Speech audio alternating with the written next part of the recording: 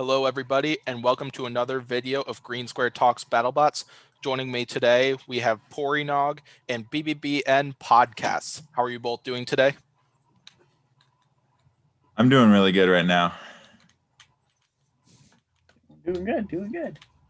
Awesome. Wearing my Malice shirt for this one because they are on this fight card. Basically, on this video, we will be discussing each one of these fights one by one.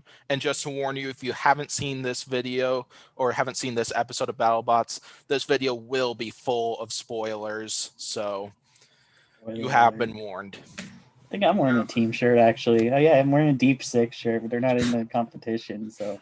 I wish Deep Six would have returned. I love that bot, and yeah.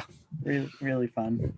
All right, let's get to the first fight where we have Tombstone and Slapbox. All three of us mentioned this before we started this video, but there was also discussion of this in the BattleBots group on Facebook. How the heck did Slapbox get paired up with Tombstone? I know the answer, but I don't like the answer. And this was their first fight in BattleBots. Mhm. Possibly their first fight all time. I don't know for sure. No, they competed at Orlando Maker Fair. They went like 2-2. They did okay. Good to know. Okay. No, but still though, they got paired up with Tombstone to start this one. What are you guys' opinions on that? I will say major props to Slapbox for even competing and taking a couple hits from Tombstone, because at the beginning of the match, like the first 15 seconds, they were able to control the fight. I mean, without it did end up losing every their wedgelets and stuff, but they were able to control the fight, and I feel like that's something very proud of you to say, hey, I was about to be Tombstone. Oh yeah, they were sending Tombstone out of control quite a bit, and yeah, that was very impressive on their part. Yeah, it was definitely, they were definitely aggressive with it. Like if they were a little more durable, they might have been able to wing it. Like it's not even so much that they got killed, it's just their wheels came off. If their wheels had still been on, they would have been going still, because that one wheel that was remaining was still spinning. So they were still moving, they just couldn't move. This really reminded me of the 2018 Duck Tombstone fight, where Tombstone was getting shoved around and was getting spinning all around and stuff, but Tombstone won based off of the fact that he kept on chopping the wheels off. I mean, the Duck one was way closer than this, but it just reminded me of it. Yeah. I was also thinking Tombstone and Whiplash from that season as well, knowing that Whiplash was giving Tombstone some control problems at the beginning of that one, as they were sending Tombstone out of control, spinning around on that blade and stuff. But yeah, I completely agree with you on the duck fight similarity to this fight that we saw. And also, if you don't have Facebook or haven't seen this post from Slapbox posted a fight showing that fight was actually quite a bit closer than we might think. They posted it on there, a bent part of Tombstone's wheel hub that they were given to them. That could be severe damage to Tombstone and could leave them with drive on one side if that happened to get damaged any further. So this fight might have been dominated in the end by Tombstone, but it was a lot closer than what we saw there. Yeah. When this fight was first revealed, I was like, this is kind of nonsense, because this is Slapbox's first fight. I mean, they competed at Orlando Maker Fair, where I think they beat Extinguisher and Axe Backwards, I believe. I could be mistaken. But, I mean, I get that, if you lose a fight, you get an easier opponent, but it's so blatantly obvious that they don't want the most popular robot to not make the bracket. So they're just like, oh, let's throw it into the arena with a robot that we think it can easily beat. And they don't want to have another 2019 Bronco. They don't want to have another one of those where a staple in the BattleBots community loses because it was facing good robots and stuff. And I will say, at the end of the day, Tombstone needed what he needed to do, which was go in and get a win, and he did that. Yeah, and it was a very entertaining victory. We did see a great performance by Slapbox there. they did have the courage running at Tombstone, no fear here at the beginning of that fight and throughout the fight, even though they came out with a bunch of pieces removed and 3 of their 4 wheels off. It was still an impressive fight out of them. And I know from one of the Battlebots previews before the season starts, one of their future opponents in this season will be Sharko, which that's gonna be a fun interesting fight. Yeah. Yeah. You two have anything else you want to say about this one, or should we go to the next fight? I think. Oh, you can go ahead. Sorry. Okay, I will say in my rankings, I had Tombstone at number 6, and then it moved up to number 4 because once again it needed to be like they did what they needed to do, and like it's Tombstone. I couldn't put it like to put like a robot like freaking Smee over Tombstone. Like Tombstone's still one of the best at the end of the day. And then I have Slapbox from number 43 to number 39 because it was able to control like a robot like Tombstone, and not a lot of robots can say that. Oh yeah, this was definitely not a bad loss for Slapbox at all.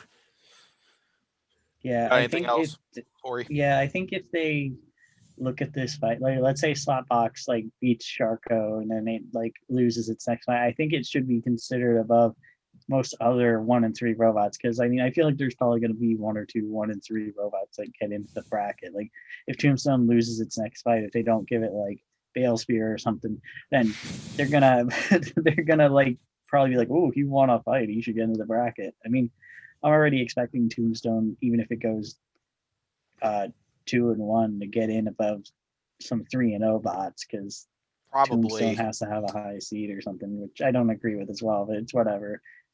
But I think that Slapbox should definitely get a lot of consideration for the top 32 with this fight. Of course.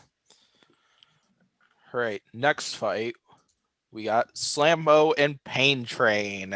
And Pain Train, very much looking forward to getting the rewards I got from donating to their GoFundMe. Yeah, they're a great team. That drum spinner has a lot of power to it, but it looked like they were having mobility problems, like speed controller issues or something like that.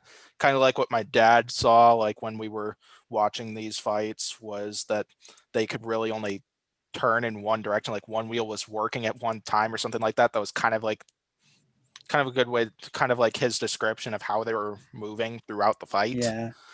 But yeah, something was definitely up there from the beginning of the fight there. But that drum spinner, it caused a lot of damage in this fight. You guys got opinions on this one? I will say I was kind of hyped for Slamo going into the season, because knowing that like Duck wasn't going to be in the season and Duck was one of my favorites, I was really like waiting to see like which robot was going to be like the Duck replacement, like a very aggressively driven that like my fist your face, like sort of just like runs into people. And then so that's what happened with Slamo. I felt like Slamo did a really good job controlling the entire fight, and that's what I think about Slamo so far. He's a really good robot. Yeah, Danby got a win, a convincing win.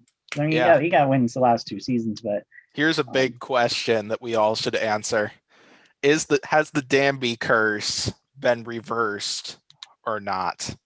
If you don't know what the Danby curse is, a lot of the bots that him and his brother have a lot of the competitions that they've competed in with, like Foxtrot, Apex, Foxic, Predator, all of them, they would always have some sort of reliability problem where either the weapon wasn't working, the drive wasn't working, including in Bubblebots where it came with Apex. In their first fight, the weapon wasn't working, but the drive was working. And then in the last 20 seconds, he stopped moving, but then the spinner started spinning.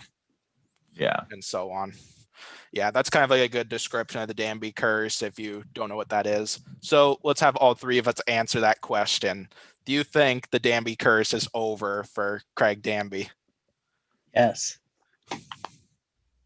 Yes, but it has to be like a really like good like robot with a weapon, like a really good weapon. So like a Mad Catter or like like a Ribbot or something like that. Yeah, I'm gonna say yes as well. Oh.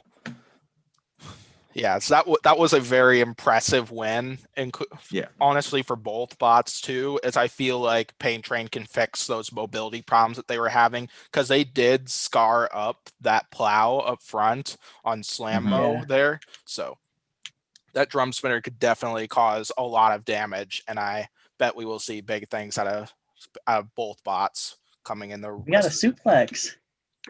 He got a suplex. Oh yes, got a suplex, which makes me really happy. That's all I wanted. Like he could have lost that fight, and I would have been happy if he would have successfully got a suplex. But we got it, and I love Pain one of my Train. family members really enjoyed that when we watched that episode yesterday. Yeah, like I wasn't really expecting much from Pain Train, but like I really like the team, and I like the shtick they're going for, because they're like like a hardcore band from New York, like all super cool and stuff. Like I like the aesthetic. I mean, I'm sad that they didn't have the dog on with them, but I'm sure there are obvious reasons for that.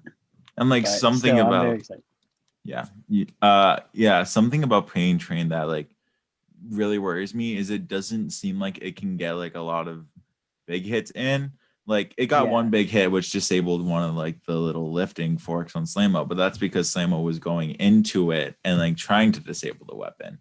Like it really on its own, it wasn't able to get like many like big hits. So that's something I'm kind of afraid of in future fights with Pain Train, is that the weapon is sitting so far back, it doesn't get a lot of bite. I think if I remember right, Pory, I think you told me they're taking on Smee later in this tournament. They're taking on Smee, which I guess they could get to the side and like hit him that way, but Smee is going to be really hard to get a fight on because it's Smee is just so wide that it's really difficult to maneuver around them and get to the sides. And if I was using Pain Train, Smee would be the last robot I would ever want to fight. Like I would ask for Tombstone before we ask for Smee, because it's just gonna be really hard to get a fight in on that.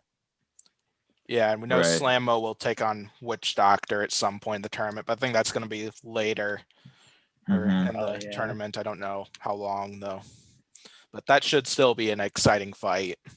And I bet they would put up a heck of a fight on Witch Doctor.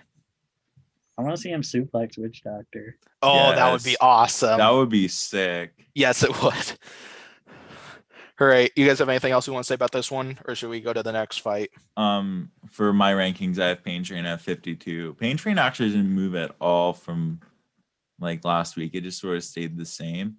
And then Slamo moved up to number 27 on mine. It's like right next to Claw Viper, and like a rookie build where like I'm really excited to see where it goes. And like if it wins like against the right robots, it's like gonna get catapulted in the rankings. Definitely. Yeah. Even though Pain Train had teething issues, if I built a robot in 3 weeks, Pain Train would destroy it. So credit to them. Oh yeah. All right. Yeah, fight number 3. We got Scorpios, who's trying to avoid falling to 0-2. And then we got Perfect Phoenix, who is trying to move up to 2-0 if they won this fight. But then we saw Scorpios manage to box rush Perfect Phoenix, get a few shots, and that I think was probably what disabled Perfect Phoenix's spinner. And then it was simply a pushing match until Perfect Phoenix got stuck in the screws there. Mm-hmm. Yeah, I think this one was a fun fight. It did not, even though I did pick Scorpios to win this one, I was honestly expecting the opposite outcome, because Tyler, even though he's 11 years old, he is a terrific driver. And yeah, even though I predicted Scorpios, I was kind of expecting the opposite outcome of this one. I will say, was with the Slapbox fight. Yeah. So, you guys got any opinions on this one? I will say that Tombstone, Scorpios like Tombstone, needed to win this fight in order to sort of keep their like hopes alive. And they did it. And like this opponent would be tough for like any like robots in like the lower like tier. Like, well, obviously they beat Extinguisher, but I feel like Perfect Phoenix could win against like literally like deadlift or something, or like robots like that. So good on Scorpios for beating Perfect Phoenix, who could be a dark horse to make it into the top 32. Oh yeah. Yeah. Because I honestly was betting that. I don't know if you two noticed this as well, but Perfect Phoenix was actually in the last episode too. So I think they fought 2 days in a row or something like that. Of course, though, they did come out with either with little to no damage after this one, so I think it was easy to recover.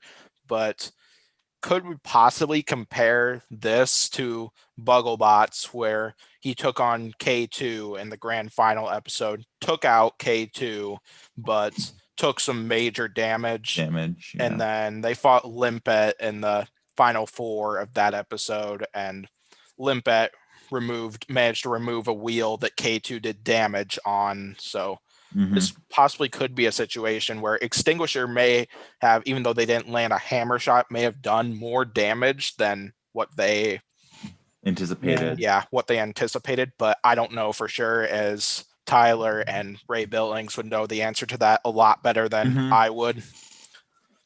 Yeah, it could also be just like, swapping times around. Like all these fights don't happen in the order that they're aired in. Like Pain Train versus Slamo was a day 1 fight, but I think the rest of these were like later on. And like I keep hearing that apparently like last week with Rotator versus Beta, when they were flipping out, and that was like the straw that broke the camel's back. So apparently there was a fight that was filmed beforehand that is gonna be just as, if not more, controversial, that hasn't aired yet. They said it hasn't aired yet, so it's not like the Kraken Black Dragon fight or anything, but it's just so out of order sometimes that they just Valkyrie Rotator, is that the fight that could break the camel's back, like that led to the breaking of the camel's back? That is possible. I have an idea of the fight, but it's a fight that isn't technically public yet, right?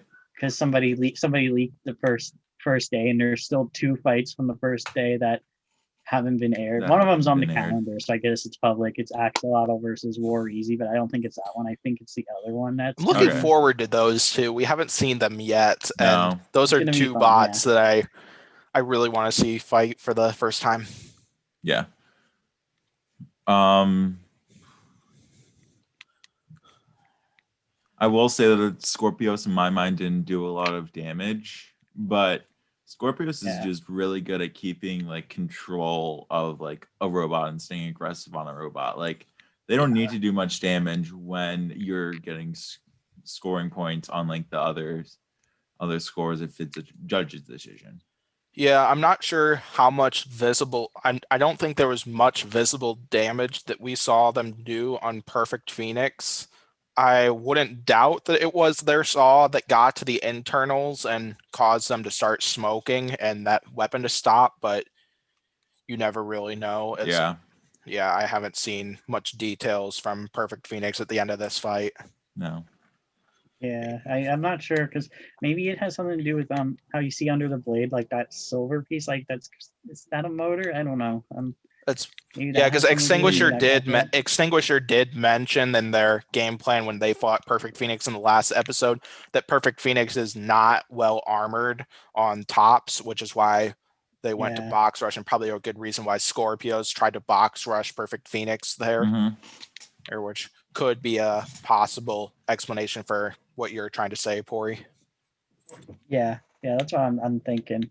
But I mean, it was still a really good fight. I can't think about this fight without laughing, because that one part where Zach Lytle's like, "Oh yeah," it's just like I'm just picturing like Tyler's reaction to it, like this, like Zach Lytle was just like, Zach Lytle mentioned in his game plan that Tyler is taking out so many adult drivers and captains throughout like Robo games and Battlebots, and he just explicitly did not want to be one of those people. They mentioned Battlebots by name, by the way, which is really cool. Oh yeah.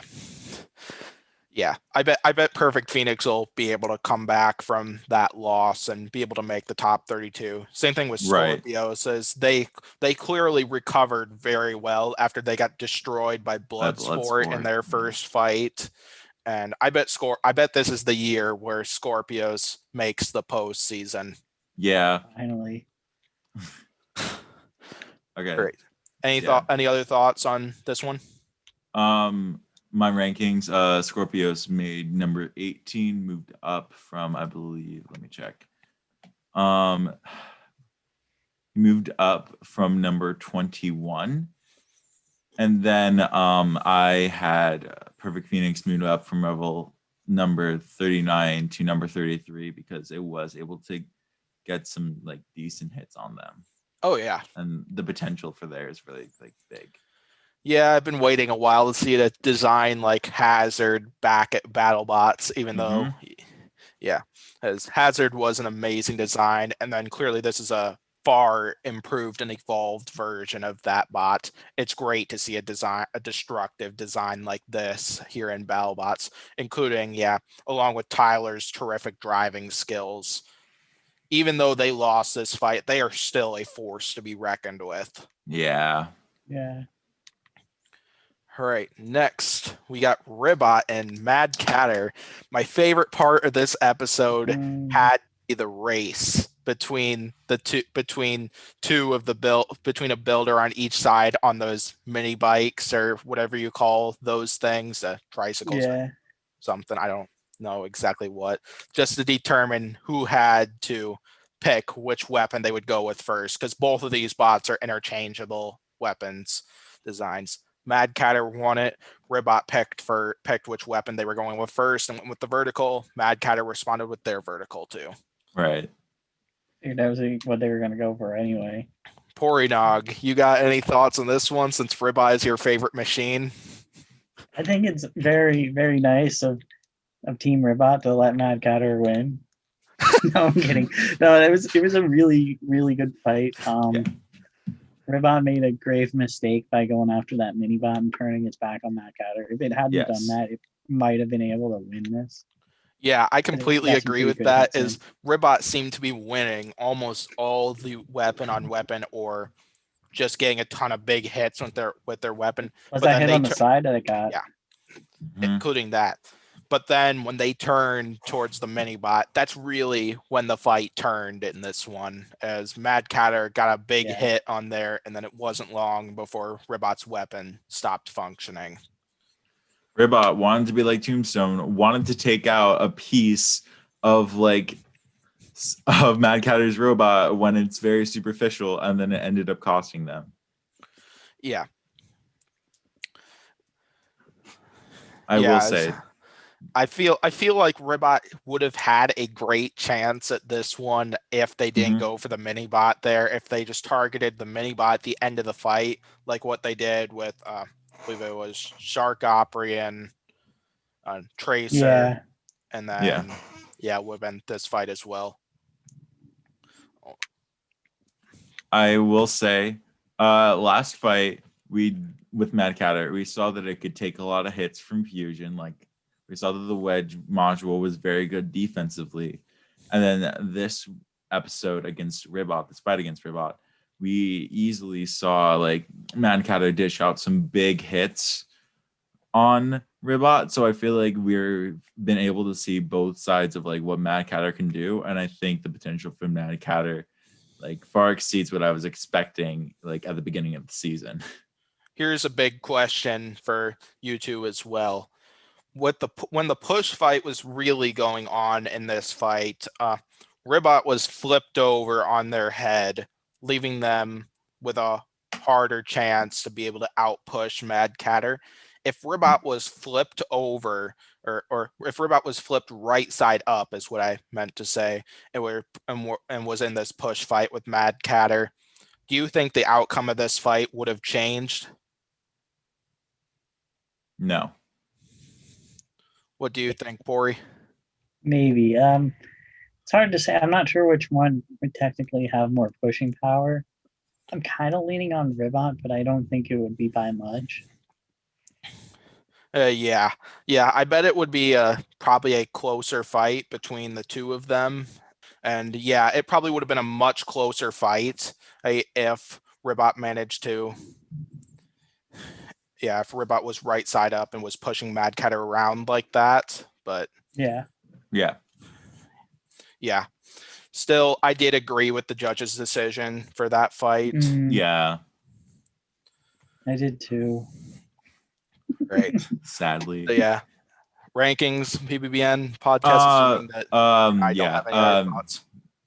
Mad Catter moved up to number 13 from number 25. A big jump, but I really liked what it was doing.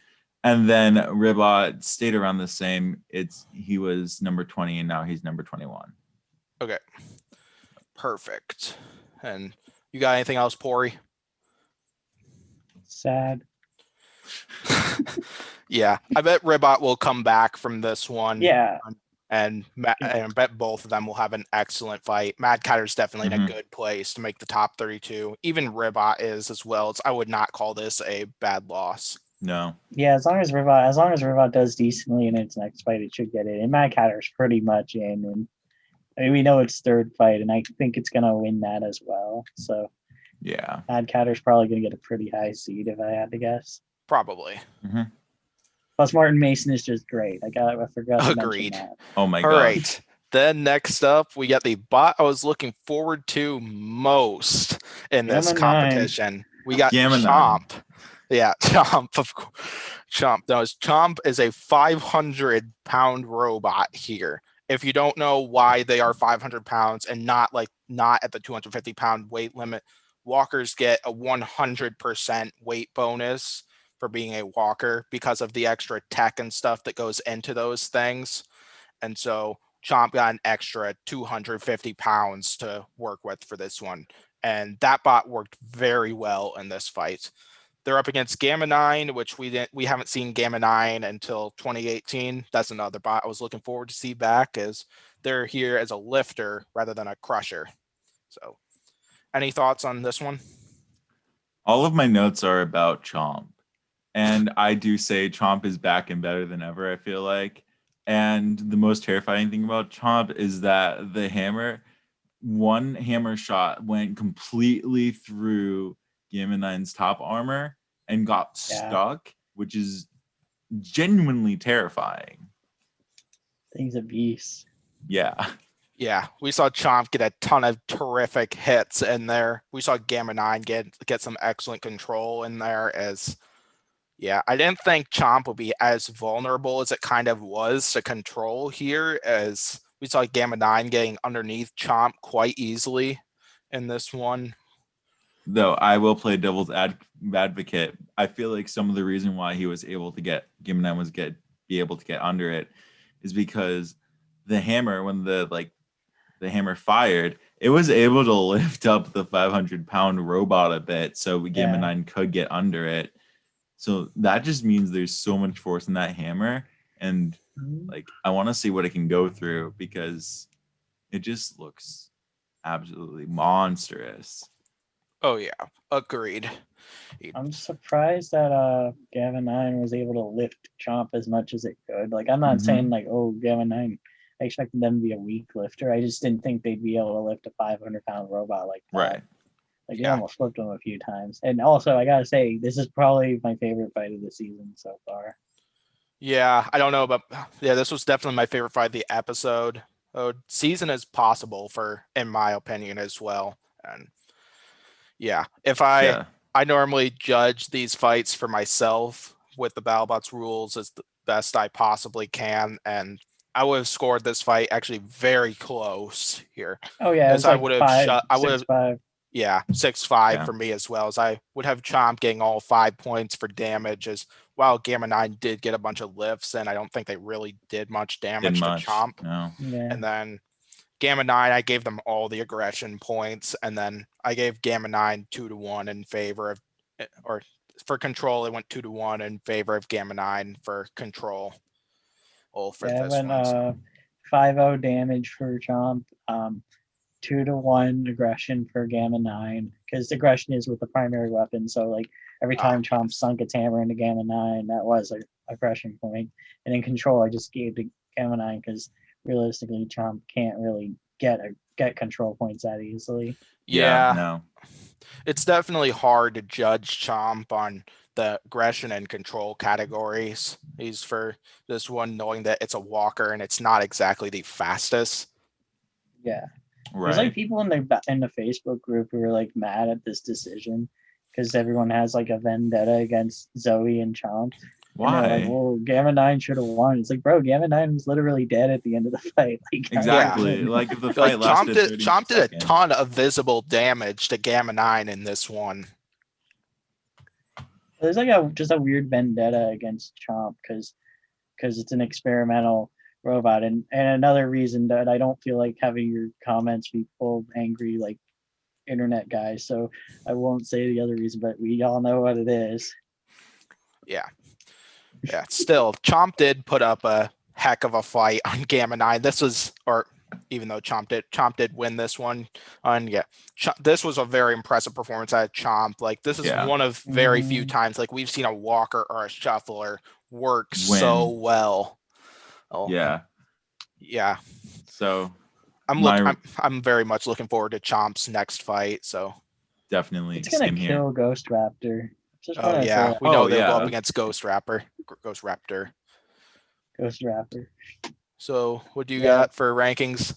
Okay, I have Chomp at number 24 because like I didn't expect the hammer to do that much damage, and then I have Gamma 9 at number 47. Anything else, Pory Nog? No, it was a fun fight, and I think that Gamma 9 definitely has potential to, when they get a matchup that isn't a 500-pound behemoth, I think that they'll definitely have a chance. Oh yeah, definitely. This was not a terrible loss for Gamma 9. Or when they give Tombstone Gamma 9 for some reason for his third fight. Oh man. All right, on to the next one. For the next fight, we got Malice and Shatter, both bots looking to move to 2-0 here. This one, I was expecting this one would be a very good fight, as I thought this one could go either way. So we saw Malice come in with their purple pain spinner, specifically for some extra top armor that we see on the top area. But then even though I did pick Malice, one big concern is their open weapon area there, which Shatter clearly exposed, because when this fight happened, we saw one big weapon-on-weapon collision that took off a belt on Malice's weapon and disabled their weapon, and also knocked off the head of Shatter's hammer. So before I hear your opinions based off of this fight, I want to hear your opinions on this.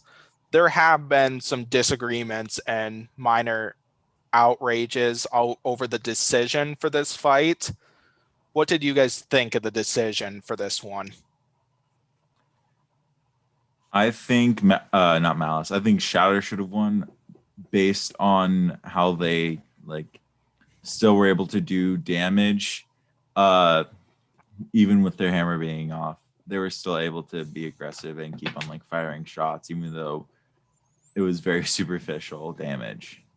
Yeah, I'll go next since I'm the only one on the other side. I did agree with this decision. Because I score each fight off the 11-point scale as much as I can, and I would have given Shatter the edge and damage category, as we saw one big hit that would probably give credit to both bots, because both bots did some major damage in that one big shot.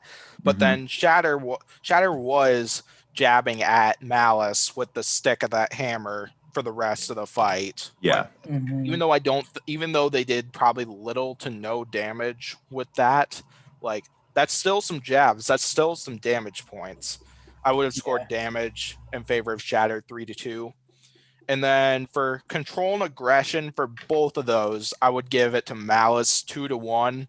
We did see some aggression through Shatter's primary weapon, but I liked Malice a lot more, even though their weapon wasn't spinning for a lot of this fight. And then as for the control area, I felt like Malice won the push fight, but not by much in this one. So I would give them a 2-1 edge in that one too. Yeah. Yeah, that makes sense. Yeah. What about you, the Pory? way I would have rated it is damage I would have done 3-2 in favor of Shatter, because Shatter flat out disabled Malice's weapon. Malice just damaged Shatter's weapon, and he was still able to use it, albeit ineffectively. As for aggression, I'm gonna have to say 2-1 in favor of Shatter, because aggression with the primary weapon, it was still attempting to hit Shatter with the hammer. At least it wasn't pulling a beta and just like letting it chill there. But in control, I would say 2-1 in favor of Malice, because I mean, Shatter has Omni wheels. It's not gonna win a push fight. So yeah, and no doubt. And also, Shatter also has a wedge that makes it pretty hard for them to like have another robot right on top of it because of how jagged it is. Oh yeah. Yeah.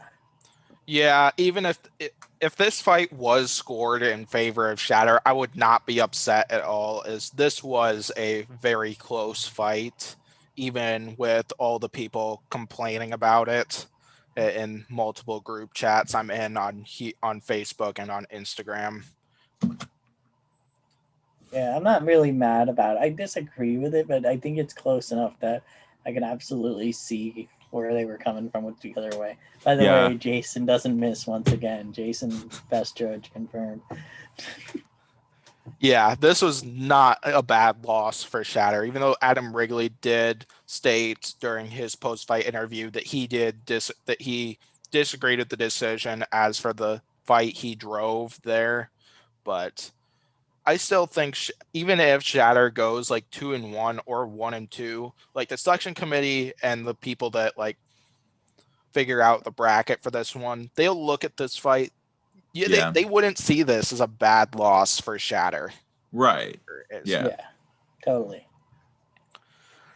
And like when you're talking about superficial damage, like the design of Shatter is so there's superficial damage like on like the wedge and stuff, and like it didn't look like Malice got through the plastic and the HPT. Yeah, that's one thing that Shatter. That's one thing that Shatter fixed for this fight after they simply fired the hammer twice, and it was all off by that point. Yeah, that was an entertaining moment in their Ghost Raptor fight, but yeah.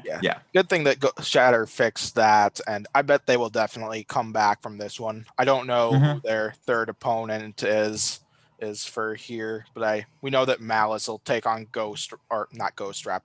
Mad Catter. Which that's going to be a fun fight. Yes, that will be a heck of a fight. We know Shatter's third fight. What is Shatter's third fight? Yeah, wait, what is it? Endgame. Oh, Endgame. I don't know if it might, maybe it's in the might be in the playoffs, but there was a clip of it. Good to know. I will say, speaking about Malice and Mad Catter, I feel like both of them are in a very similar boat where they're 2-0 and look very successful. Though I do feel like Mad Catter, through their 2-0, has like had like a harder schedule, because Malice facing Fusion, like I feel like all of us were like favoring Malice in that, and like Axe Backwards, Malice versus Axe Backwards. Like that's an easy fight for Malice to win. So in my rankings, I have Malice at number 19. Like it's definitely getting up there, and like once again, if it wins a good match, then sky's the limit for it. And then Shatter I have at number 22. Like, and it was around that same area before. Oh yeah. Yeah, I completely agree. Like Malice even came out of that Axe Backwards fight with almost no damage. Exactly. That was an excellent and dominant performance. Favorite quote of that episode: "Suck it, Kurt." Yes. Oh, that was so great. Yeah, I bet we'll definitely see Shatter return to the arena just as strong and perform just as well as it did in that one against Malice. It's a lot of the improvements that Shatter made coming into this season that they shared. They're working very well.